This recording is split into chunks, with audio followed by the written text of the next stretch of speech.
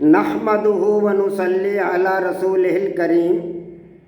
عزیزان محترم، میں Muhammad Aslam Dodi, chairman liberal party Pakistan, آپ سے مخاطب ہوں اور آپ دیکھ رہے ہیں liberal party Pakistan YouTube channel. پیش خدمت ہے پروگرام خدا سے ملاقات۔ عزیزان محترم، ہمارا آج کا موضوع ہے سابقہ موضوع کی طرح خدا کے وجود کی نشانیاں، اور عنوان ہے خدا کے وجود کی نشانی نمبر 3، زمین کی پیدائش، پارٹ 5۔ عزیزان محترم، آپ کو پتہ ہے کہ میں آپ حضرات کے سامنے اللہ تبارک و تعالیٰ کے وجود کی نشانیاں بیان کر رہا ہوں، اور اس ضمن میں نے آپ حضرات کے سامنے اب تک 3 نشانیاں بیان کی ہیں، جن میں سے سب سے پہلی نشانی دنیا کے بڑے بڑے سائنسدانوں کی پیش کردہ تھیوری جو کائنات کے وجود سے تعلق رکھتی ہے کہ کائنات کس طرح وجود میں آئی، بگ بینگ تھیوری، اس پر میرے پیش کردہ اعتراضات جو آپ نے سنے ہوں گے یقیناً، وہ اعتراضات میری طرف سے اللہ تبارک و تعالیٰ کے وجود کی نشانی نمبر 1 تھی۔ اس کے بعد میں نے اپنی طرف سے کائنات کے وجود کے بارے میں اپنی تھیوری پیش کی ہے، اپنا ایک نظریہ پیش کیا ہے۔ بگ واٹر سفیر تھیوری، بگ بینگ تھیوری کے مقابلہ میں میری طرف سے اللہ تبارک و تعالیٰ کے وجود کی یہ دوسری نشانی تھی جو میں نے آپ حضرات کے سامنے بیان کی ہے۔ اللہ تبارک و تعالیٰ کی ذات کے حوالہ سے، اللہ تبارک و تعالیٰ کے وجود کے حوالہ سے جتنی نشانیاں آپ حضرات کے سامنے رکھوں گا، وہ ساری کی ساری نشانیاں سوائے ان 2 نشانیوں کے، یعنی باقی ماندہ تمام نشانیاں میں نے قرآن پاک سے لی ہیں، قرآن پاک سے اخذ کی ہیں، قرآن پاک کا ترجمہ سمجھا ہے، سنا ہے، علماء کرام کے پاس بیٹھا ہوں، ان سے پڑھا ہے، سمجھا ہے، اور پھر اس کو ترتیب دیا ہے میں نے، آیات کو ایک ترتیب کے ساتھ میں نے لکھا ہوا ہے، اور اسی ترتیب کے ساتھ آپ حضرات کے سامنے بیان کر رہا ہوں۔ عزیزان محترم، اللہ تبارک و تعالیٰ کے وجود کی تیسری نشانی وہ ہے زمین کی پیدائش۔ تو زمین کی پیدائش سے متعلق میں آپ حضرات کے سامنے 4 ایپیسوڈ کر چکا ہوں، اور اللہ تبارک و تعالیٰ کے وجود کی اس نشانی کے بارے میں قرآن پاک کی بہت ساری آیات ایک ترتیب کے ساتھ آپ حضرات کے سامنے رکھی ہیں، یعنی پہلی جو آیات آپ کے سامنے رکھی ہیں، اس کے بعد اگلے پارہ یا اگلے سورت کی آیات ہیں، اس کے بعد پھر اگلے پارہ یا اگلی سورت کی آیات آتی ہیں۔ قرآن پاک نے اسی ترتیب سے چیزوں کی تخلیق کو بیان کیا ہے، اور میں نے اسی ترتیب کو مروز خاطر رکھتے ہوئے آپ کے سامنے یہ ساری چیزیں بیان کی ہیں۔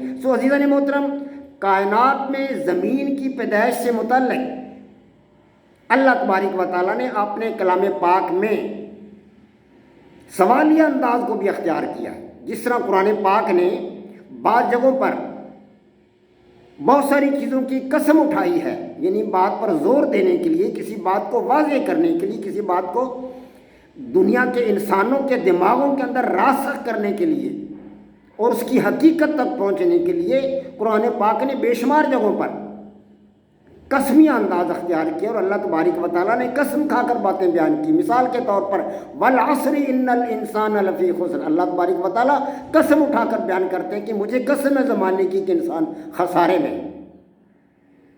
اسی طرح آگے ہے والعادیات ضبحا والموریات قدحا، کہ سرپٹ دوڑنے والے گھوڑوں کی قسم ہے۔ اللہ تبارک و تعالیٰ یہاں سرپٹ دوڑنے والے گھوڑوں کی قسم اٹھا کر بیان کر رہے ہیں، اور اس سے آگے والتین والزیتون وطور سینین، انجیر کی قسم ہے اور زیتون کی قسم ہے اور طور سینا کی قسم ہے اور اس امن والے شہر کی قسم ہے، لقد خلقنا الانسان فی احسن تقویم۔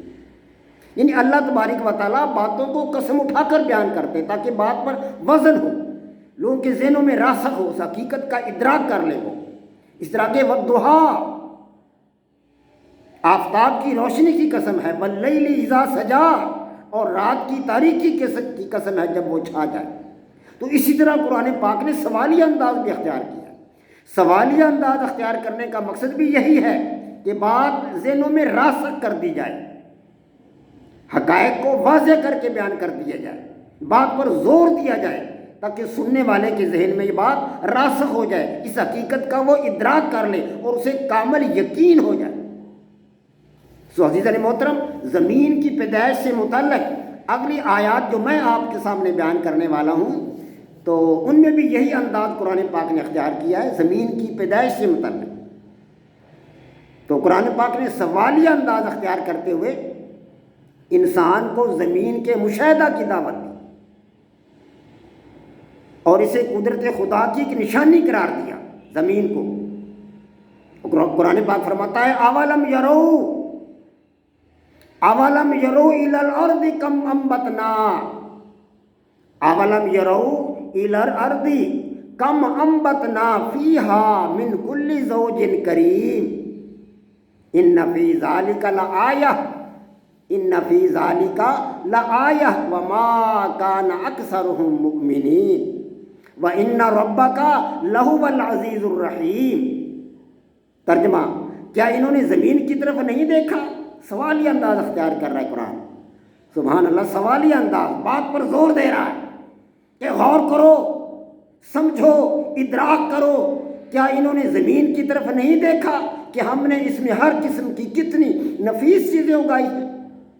کچھ شک نہیں کہ اس میں قدرت خدا کی نشانی ہے، کچھ شک نہیں کہ اس میں قدرت خدا کی نشانی ہے، مگر یہ اکثر ایمان لانے والوں میں سے نہیں ہیں، اور تمہارا پروردگار غالب اور مہربان۔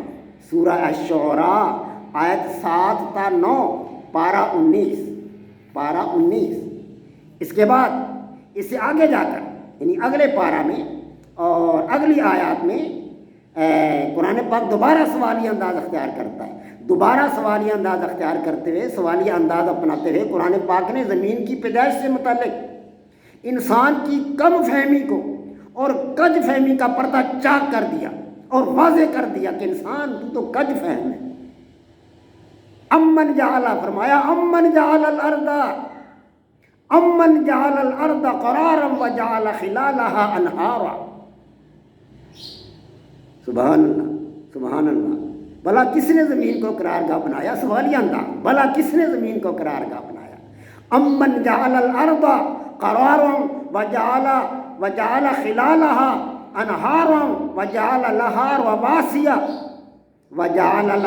رواسي وجعل بین البحرین حاجزا اِلٰہ مع اللہ۔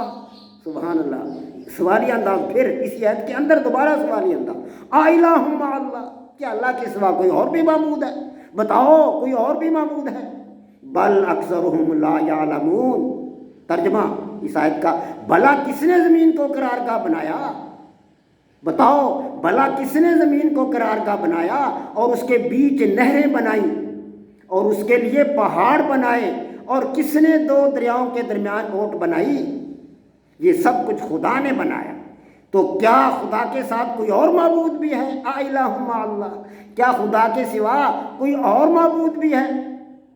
کیا خدا کے ساتھ کوئی اور معبود بھی ہے؟ ہرگز نہیں، ہرگز نہیں، بلکہ ان میں اکثر دانش نہیں رکھتے، عقل و شعور نہیں رکھتے۔ سورہ النمل آیت 61، پارہ 20۔ وما علینا الا البلاغ، پاک فوج زندہ باد، پاکستان پائندہ باد۔